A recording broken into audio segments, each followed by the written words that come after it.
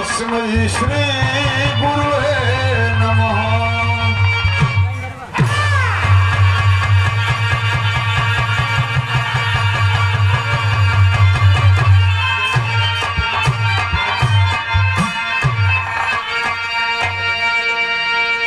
मनोजम मारुत तुल्य वेगम जितेन्द्रियं बुद्धिमतां वरिष्ठम्।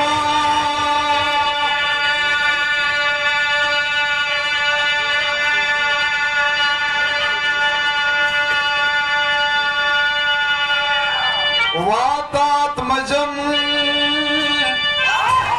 वानरयूथमुख्यम्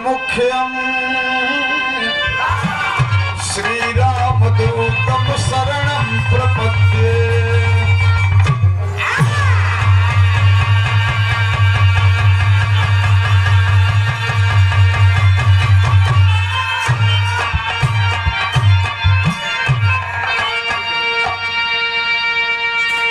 सात दीप नवखंड में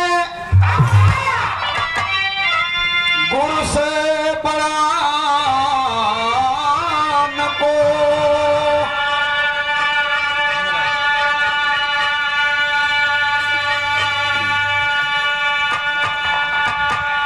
जो नहीं करता कर सके, गुरु कहे सो होय।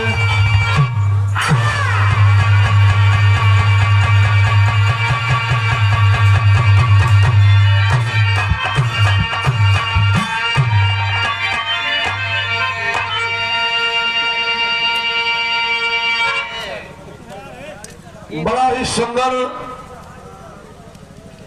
आज का जो यह समय है,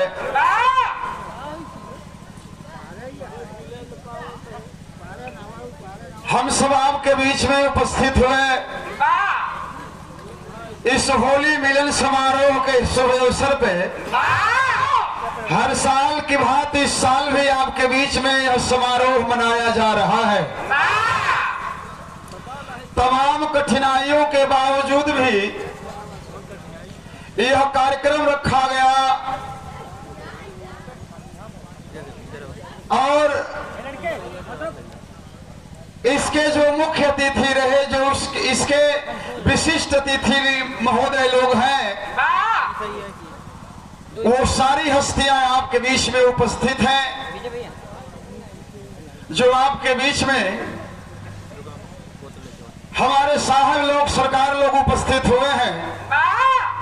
बहुत बहुत हम सब लोग आभारी हैं कि आप लोग अपना कीमती समय दे करके हम सबको बड़ा ही आप लोगों ने धन्य कर दिया। इस विरहा के कार्यक्रम के लिए गोरखपुर महाराजगंज से चल करके आई हैं नूरजहां बेगम जी, और हम गाजीपुर से आपके बीच में पंचदेव पांडे लोग बजरंगबली की वंदना करते हैं। धन को चाहने वाले लोग गणेश भगवान माता लक्ष्मी की वंदना करते हैं।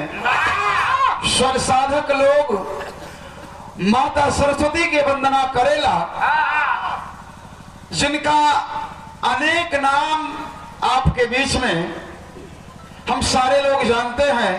कहीं सरस्वती कह लेते हैं, कहीं शारदा कहते हैं, कहीं विंध्यवासिनी कहते हैं, कहीं दुर्गा कहते हैं, लेकिन हम उस मां को याद कर रहे हैं जिस मां के कृपा से यह संसार चल रहा है। उस माता रानी से विनती है, प्रार्थना है। भोजपुरी के गीत में हमारे हारमोनियम मास्टर बताएंगे।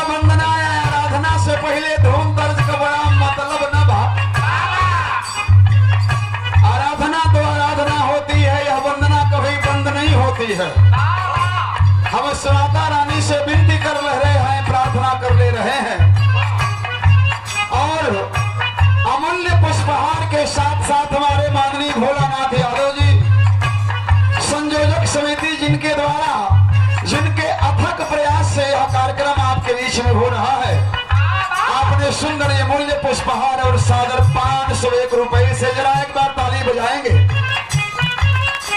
आपने सम्मानित किया हमारे माननीय अपर आयुक्त महोदय जी के तरफ से हमें सम्मानित किया गया और हमारे माननीय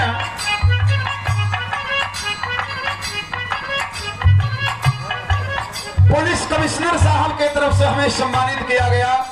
तमाम महान विभूतियों को हम नमन करते हैं, प्रणाम करते हैं, तहे दिल से आप सबका स्वागत करते हैं, आप सबसे आशीर्वाद की उम्मीद रखते हैं।